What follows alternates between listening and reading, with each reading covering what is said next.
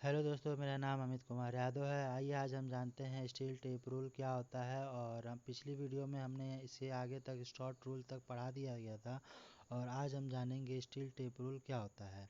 आइए जानते हैं स्टील टेप रूल क्या। स्टील टेप रूल जो है देख रहे होंगे, एक लचीली रूल होती है। यह इसकी लंबाई और इससे लंबी दूरी को मापने में सुविधा रहती है, और इसका अधिकतर जो है इसकी जो चौड़ाई जो है आधा इंच चौड़ा होता है और 72 इंच तक लंबा होता है।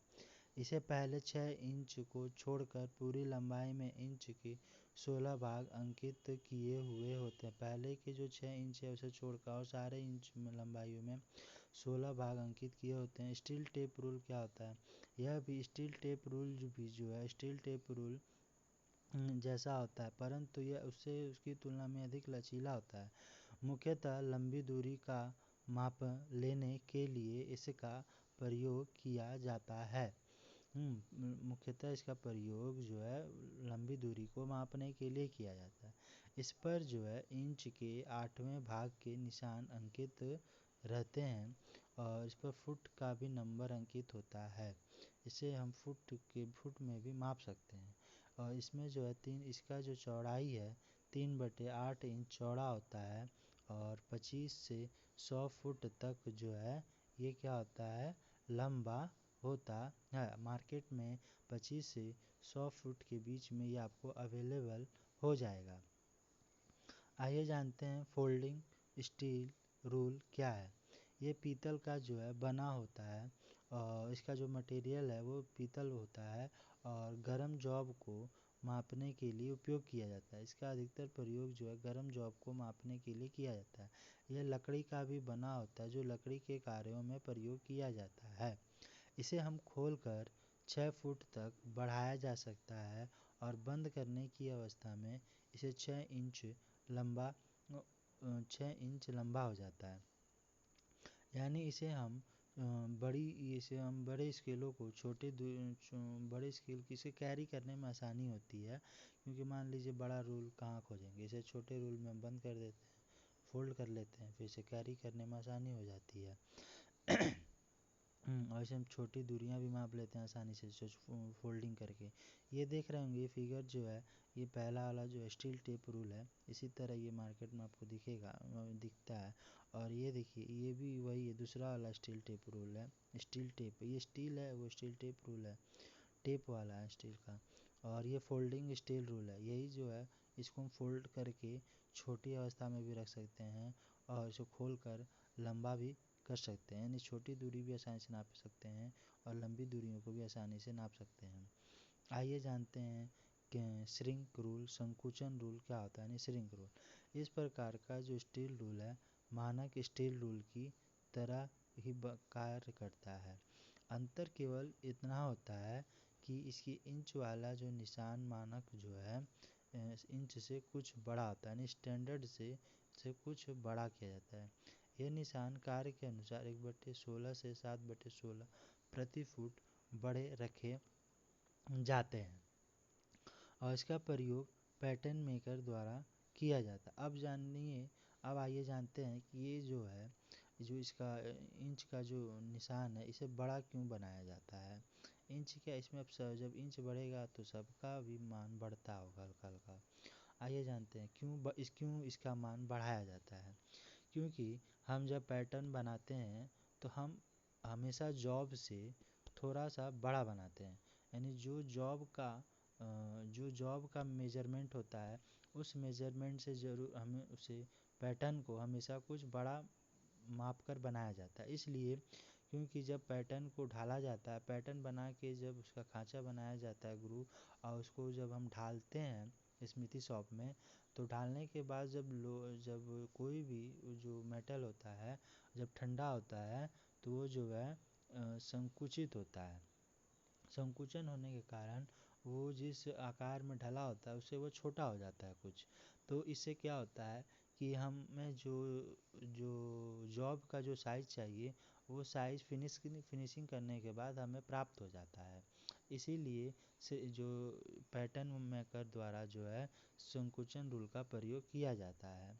आइए जाने स्केल क्या। स्केल यह इस पर भी इस पर भी रूल की तरह बराबर दूरियों पर निशान अंकित होते हैं, परंतु इंच और उसके भागों के निशान सही दूरी पर नहीं होते। इंच पर सही दूरी पर नहीं होते हैं। यह स्केल दो प्रकार के होते हैं, मीट्रिक एवं ब्रिटिश। तीनों किनारों पर चौथाई साइज पर निशान अंकित होते हैं। इसका प्रयोग अधिकतर मानचित्र या ड्राइंग या ड्राफ्टमैन के द्वारा किया जाता है। सावधानियाँ, आइए जानते हैं। अब इसका प्रयोग जो है स्केल का जो प्रयोग अधिकतर जो है ये ड्राइंग बनाते समय किया जाता है। स्टील टेप रूल की जो है सावधानियाँ क्या हैं, आइए जानते हैं। सावधानियाँ बहुत ही नॉर्मल चीज़ें हैं जो आप इसे आसानी से पढ़ सकते हैं और याद कर सकते हैं। आइए देखिए, जैसे कि स्टील रूल को कभी भी कटिंग टूल के साथ नहीं मिलाकर रखना चाहिए। अब क्यों नहीं रखना चाहिए ये भी जानते हैं। स्टील टेप रूल को कभी भी कटिंग टूल के साथ मिलाकर नहीं रखना चाहिए, यानी कटिंग टूल के साथ अगर इसको मिला के रखेंगे तो कटिंग टूल का जो धार है वो तेज़ होता है। उससे क्या होगा, अगर हम मिक्स करके रख देंगे तो जो स्टील टेप रूल का जो उस पर स्क्रैचेज आ जाएंगे, जो उसके जो निशान हैं वो स्क्रैच होने के कारण मिट सकते हैं। तो हमें जब मेजरमेंट करते हैं तो उसको पढ़ने में आसानी नहीं होगी, दिक्कत आएंगी। इसीलिए जो है स्टील टेप रूल को कटिंग टूल के साथ नहीं रखना चाहिए। और दूसरा क्या, स्टील रूल को कभी भी पेचकस की जगह प्रयोग नहीं करना चाहिए। अब ऐसा क्यों इसमें बताया जा रहा है, हमने देखा होगा कहीं पर भी या किसी भी से भी देखते होंगे या आप लोग ने भी कभी किया होगा कि क्या करते हैं हम लोग कि जो स्टील टेप रूल होता है उसका जो धार होता है वो थोड़ा सा जो एज होता है वो मजबूत होता है और पतला होता है। हम लोग क्या करते हैं, किसी भी स्क्रू को क्या कहते हैं लाओ इसी द्वारा खोलने की कोशिश करते हैं। तो उससे क्या होता है, उसकी धार जो है मुड़ जाती है, चपटी हो जाती है, ख़राब हो जाती है। तो ये हम लोग जो है उसका एज ख़राब हो जाता है, इससे वो जो है बहुत दिक्कत होती है, उसका जो एज ख़राब हो जाता है। इसीलिए स्टील टेप रूल को पेचकस के साथ प्रयोग नहीं करना चाहिए, पेचकस की जगह प्रयोग नहीं करना चाहिए। स्टील रूल को हमेशा साफ रखना चाहिए ताकि माप लेते समय उसका निशान साफ रहे। स्टील हम यानी अब जैसे कि स्टील टेप रूल को हम साफ सुथरा करके रखना चाहिए, क्योंकि हम जब किसी भी जॉब में कार्य करते हैं तो उसमें बहुत तरह का लगा रहता है, वो ख़राब होने की चांसेस रहते हैं। तो स्टील टेप रूल पे हमेशा ऑयलिंग करती रहनी चाहिए, यानी साफ़ सफाई हमेशा रखना चाहिए, नहीं तो गंदा हो जाएगा, धीरे धीरे वो ख़राब हो जाएगा। स्टील रूल को समय समय पे हल्का तेल लगाकर रखना चाहिए और उसमें मूर्छा ना लगे, उसमें ना जंग लगे, इसके लिए उसमें जो हमेशा हल्का हल्का तेल लगाकर उसे साफ़ कर लेना चाहिए।